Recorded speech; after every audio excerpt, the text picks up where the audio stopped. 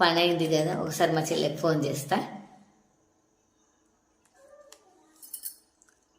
Hello, అయిందా పని? తిన్నావా?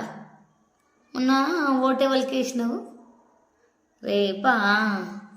అవును, నేను కూడా వార్తలలో వింటున్నా కొన్ని జాగాలో రేపు అన్నాను. అయితే మీ ఇంటికాడ కూడా రేపే అన్నట్టు, మీ ఊర్లే. అవునే, రేపు ఓటేసేది తీయాల పైసలు పంచుతారు కదా. అవునే, ఒక్క ఓటుకి ఎన్ని పైసలు ఇస్తారు? గన్నిస్తారు? ఓయమ్మో, సర్పంచ్గా నిలబడ్డ వాళ్ళు అందరు ఇస్తారా, ఒక్కళ్ళే ఇస్తారా? అందరు ఇస్తే మస్తు పైసలు అవుతాయి కదా. ఓయమ్మో, అవునే కవిత, మీ దాంట్లో నన్ను కూడా చేర్చుకోరా. మా అక్క ఓటు మా ఇంటికాడనే ఉంది, మా పక్కకే ఉంటుందని చెప్పు.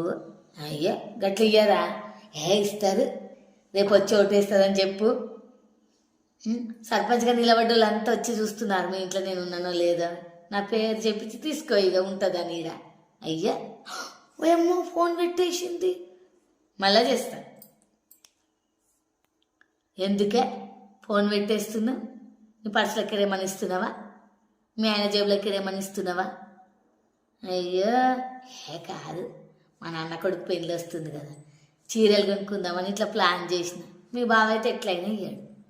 అడిగి తీసుకో, సర్పంచ్గా నిలబడ్డ వాళ్ళు ఇస్తారు. చెప్పు ఖాళీ, చెప్తేనే ఇస్తారు మీతో పాటు నాకు కూడా. ఓయమ్మో, మళ్ళా పెట్టేసింది. నేను మళ్ళా చేస్తా.